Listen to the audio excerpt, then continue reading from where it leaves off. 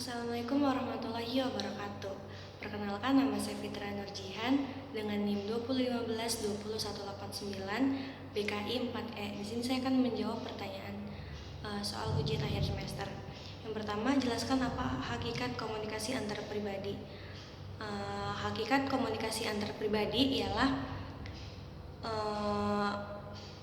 yaitu interaksi seseorang dengan individu lainnya untuk menyampaikan pesan secara efektif.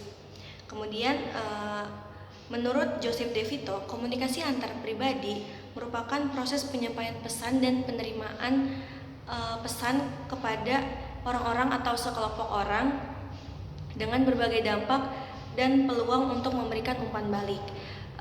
Jadi bisa disebut juga dalam hal ini komunikasi antar manusia menggunakan bahasa.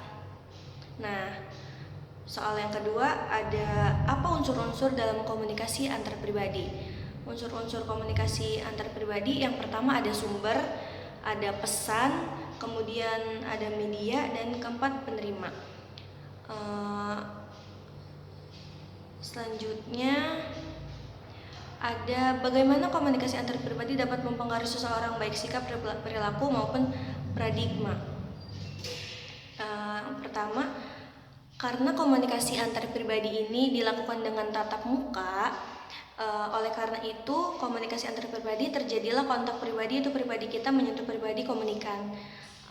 Ketika menyampaikan pesan, umpan balik berlangsung secara seketika, jadi kita dapat mengetahui pada saat itu tanggapan komunikan terhadap pesan yang diantarkan pada ekspresi wajah dan gaya bicara. Jadi komunikasi ini bisa secara lisan maupun non lisan. Jadi yang lisan itu yang kita ucapkan, tapi yang non lisan itu seperti mimik muka, gerakan tubuh, atau intonasi dari suara. Dan soal yang terakhir ada ini, soalnya dalam kelompok bagaimana komunikasi berlangsung, apa saja bentuk-bentuk komunikasi kelompok. Nah, bentuk-bentuk komunikasi kelompok di sini ada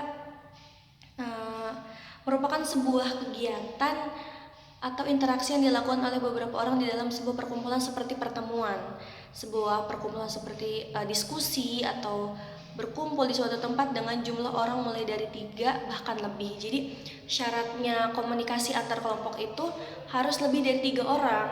Nah, biasanya komunikasi kelompok ini dilakukan untuk mencapai suatu tujuan, misalnya membahas suatu hal yang harus diselesaikan secara bersama, seperti itu. Ya, mungkin cukup yang dapat saya sampaikan. Mungkin hanya itu pertanyaan yang dapat saya jawab, kurang dan lebihnya mohon dimaafkan. Wabillahi taufik wal hidayah. Wassalamualaikum warahmatullahi wabarakatuh.